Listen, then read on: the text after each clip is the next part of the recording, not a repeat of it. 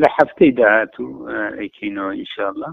ئەمە ئەو نەبووینە سەبەب ئەو ڕێگەیە دابخەینەوە و پلانی 16 ئۆکتۆبەر و ئەو خیانەتی کە کەرکووکی داگیر کرد و پاشان تەماحی گەورەتریان کرد هەولێر تێک بدەن پایتەختی هەرێمی کوردستان، بۆیە مەجبور بووین لەوێنە شەڕێکی گەورە بکرێ. سپاس بۆ ێزان کە تواندرا ئەو نێرانە و ئەوانەی کە ویستیان دەستکەوتی هەرێمی کوردستان و مافی گەلی کوردستان تێک بدەن تێکشکێنران لەوێنە.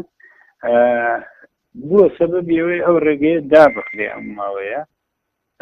ئیمڕۆ لە خزمەتی جەنابی سەرۆک مناقەشەی ئەو بابەتە کرا، ویستمان هاوڵاتیان زیاتر ئاسوودە بن، زیاتر دڵخۆش بن.